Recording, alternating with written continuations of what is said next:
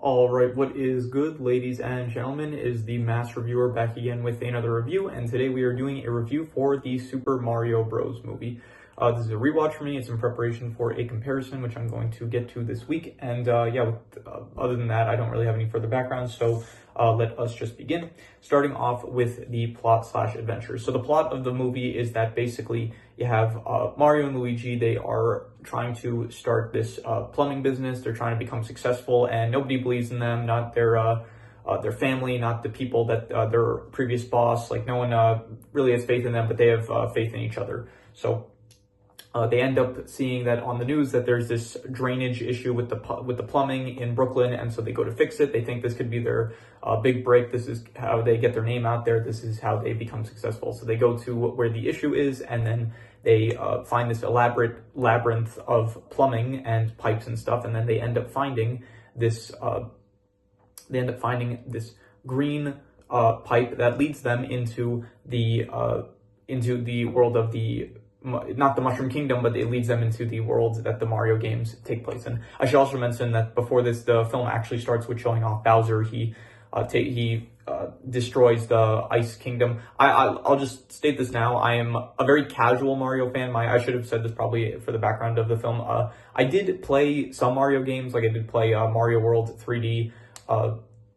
I played as well recently Mario Wonder. I played some of that, not too much. I'm a very casual gamer in general, so I don't really play, which is why for a lot of like the story game reviews I do, I just review the stories, not the actual games themselves, because I don't really have the time to be playing full games, but I still like consuming the stories of games. So so that's why I'm doing like the stories for Yakuza as well as like Skylanders, and I'm not going back and actually either playing the games for the first time or just playing the games in general. So, but in general, I did play some Mario. I played as well as Mario Kart. Mario Party's the usual contenders with like friends and family and stuff. So, I've always been like, I'm a fan, I'd say, of the Mario games and stuff. It's always interesting and fun to play. I'm not like a hardcore fan or anything, but I'm definitely a casual Mario fan, I'd say. So, but anyway, so you do have, so the Mario brothers, they end up in they get separated, which is kind of weird. Like, they go down the same pipe, but somehow they end up getting separated. They don't really explain that, but so Luigi ends up in Bowser's Land, basically the Badlands, where they call it in this movie, and then Mario ends up in the Mushroom Kingdom. And so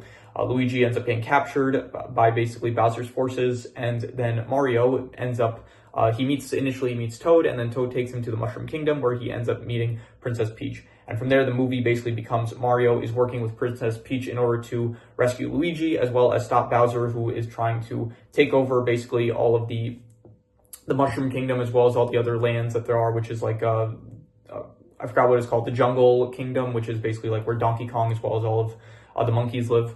But Bowser, his first goal is actually to marry Princess Peach. He wants to marry her. I'm pretty sure. Now, once again, I am not the most knowledgeable Mario fan, but I do know that that was the plot of Mario Odyssey, one of the best Mario games, in my opinion, from the ones I've played. So, yeah, in Mario Odyssey, the plot was that Bowser was trying to marry Princess Peach. I'm not actually sure, though, because every other game is like it does have Bowser kidnapping Princess Peach. I'm just not exactly sure if his goal in those games is to marry Princess Peach, or if they're just following the Mario Odyssey plot. So, but anyway, so so they end up, Princess Peach basically says, okay, yeah, I'm going to do this training course, and then we'll see if you're up to the task of coming along with me to stop Bowser. Mario does the training course. He doesn't do well, but it's like his first time, so she lets him come along anyway. So then they end up going to the Jungle Kingdom, where they meet Cranky Kong as well as Donkey Kong, and then they basically, Mario says, like, if I beat or Cranky Kong says, if you can beat Donkey Kong in a fight, then we will help you. I will lend you my forces and stuff. And so Mario and Donkey Kong, they have this fight. Very, very good fight. I will say that it's not an action movie, but there is actually some very cool action, I would say. Definitely the best out of all of the Illumination films I've seen. I like it more than, I would say, Despicable Me. And so, yeah, good on that part. So then eventually Mario ends up managing to defeat Donkey Kong, and so they join forces. They end up getting on the carts, the Mario carts and stuff, and then they travel, but then they're planning on ambushing Bowser, but then Bowser finds this out, so he ends up ambushing them instead. So Mario and Donkey Kong end up getting separated from Peach and Toad, and then Peach ends up getting... From there, Peach ends up escaping, while the rest of the monkeys, they end up getting captured by Bowser. Peach goes back to the Mushroom Kingdom. She tells everyone to evacuate, but then Bowser ends up arriving. He ends up capturing Princess Peach, and then she has no choice but to basically go along with the wedding.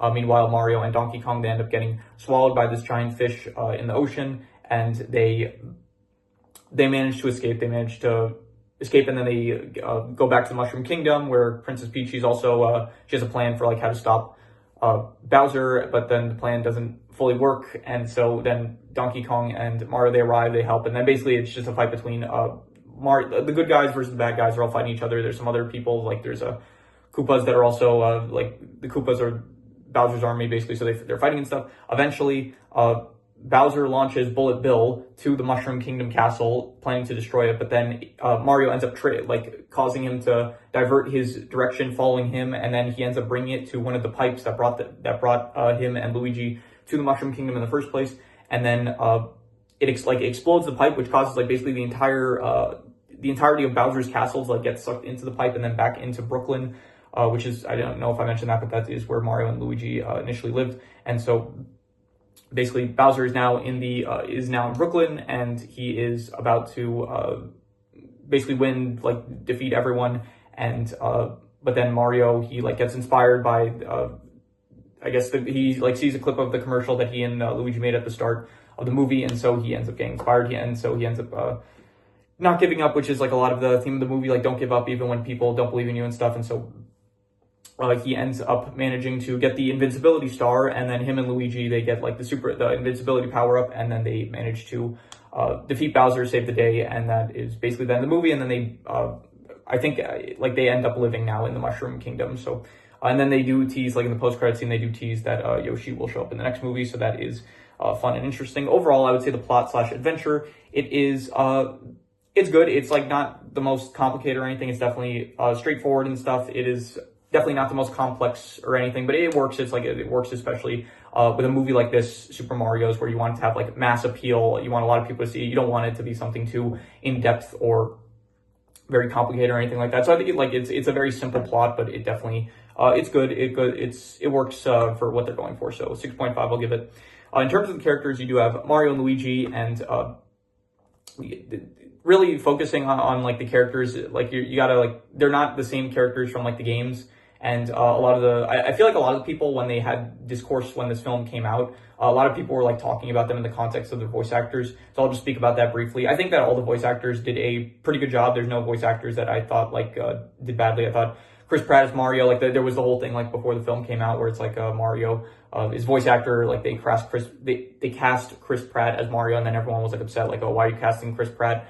I'm never one to really like get upset over like casting decisions for certain characters. I don't think there is an instance where it's like a certain person has been cast as a character that I've been like so overly upset about. I don't care about that kind of stuff. So yeah, Chris Pratt, he does a good job as Mario. Charlie Day as Luigi, also a good job. Seth Rogen as Donkey Kong, yeah, good. Anya Taylor-Joy as Princess Peach, good as well. Keegan-Michael, what's his full name?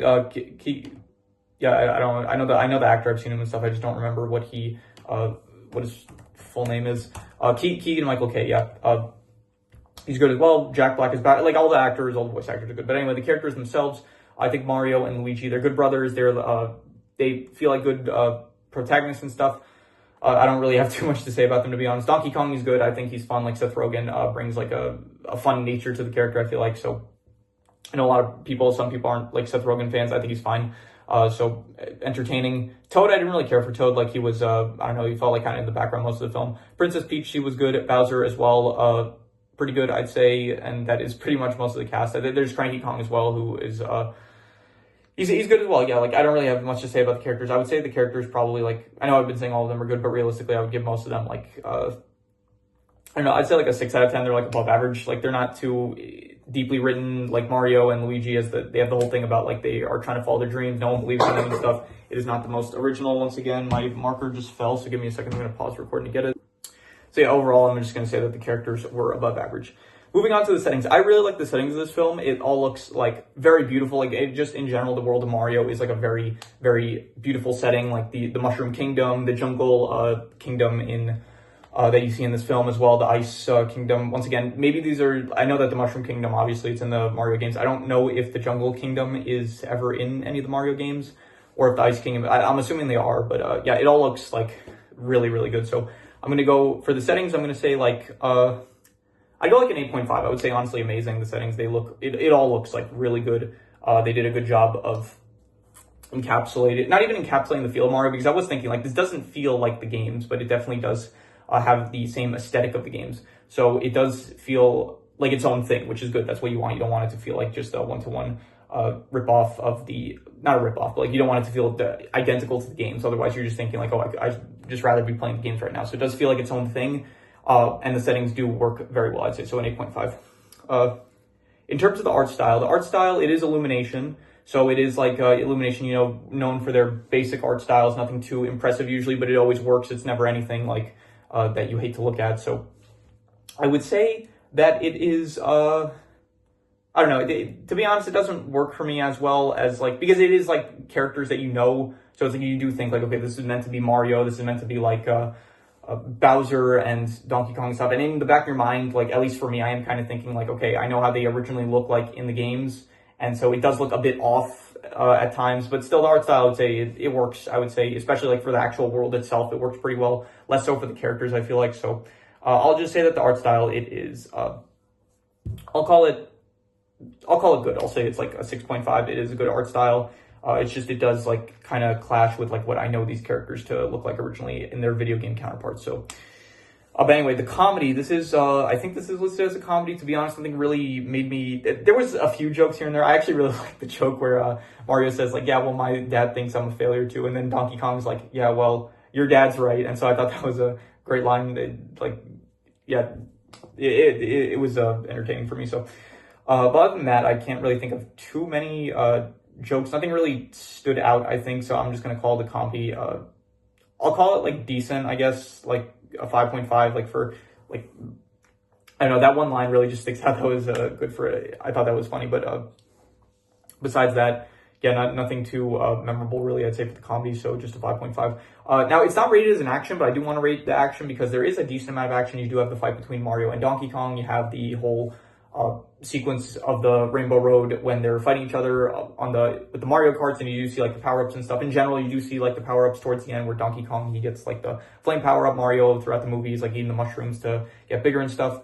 Even Princess Peach against Bowser, like where she gets the ice power-up and stuff. So they do actually, I do appreciate like how they are incorporating a lot of stuff from the games. You do see like the Tanuki suit, which is nice. You see the fire, the fire flowers and stuff. I just kind of wish that they would go, this is like a critique in general. It's like, it's all good, but it's like, it's so good to the point where it's like, I want to see more of it. Like I do want to see like more. I want to see like, we didn't really see Chain Chomps in this. I want to see Chain Chomps. We saw a bit of like, King Bomb as well as King Boo, but we didn't like see, I want to see more of them. I want to see, like the poison mushroom. I want to see that incorporated as well. So it's like, hopefully this is all stuff that we'll see this is getting a sequel. So hopefully by the time when the sequel comes out, hopefully they will incorporate just some more aspects from the games. The boomerang as well. I want to see that as well. Some more villains, that would be nice.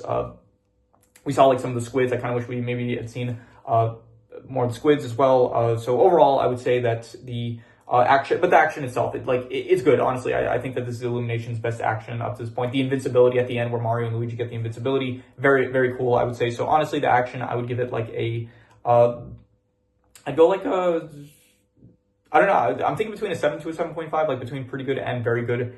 And I'm wondering if I should be generous, and I'll be generous. I'll say that the action, it was very good. I enjoyed it. It worked. I liked all the power-ups and stuff, all the, it was good. It was very good, I thought. So, in terms of the worst thing, in my opinion, was, I'm not really sure.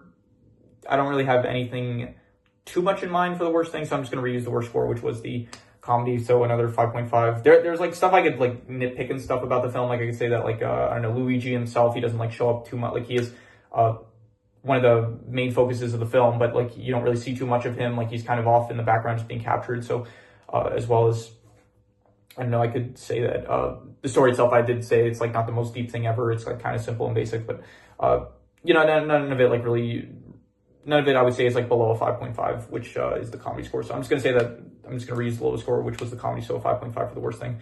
In terms of the best thing, I would probably just, I'm not sure. I think probably the settings, which is an 8.5. I did really like all of the incorporation, like anytime they would have, there's a lot of references. There is a lot of references in this film. You have like I I think his name is Charles Martinet, right? The guy that voiced Mario in actual video games. Yeah, Charles Martinet. He makes a cameo. He plays Giuseppe, like in the start, he's the guy playing on the arcade, as well as he plays Mario and Luigi's father.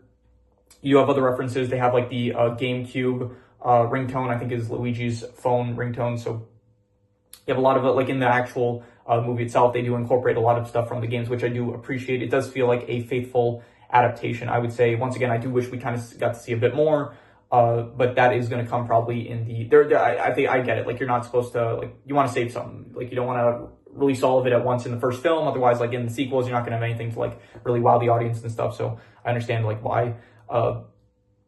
Yeah, so overall, the best thing I would say is, I think just this as an adaptation of the actual source material, I would say it is, I don't know, as an adaptation, I would probably say it's like a great adaptation, so an 8, but I wouldn't say it's like, the settings are an 8.5, so I'm just going to reuse the best score for the settings, which is an 8.5, I'd say.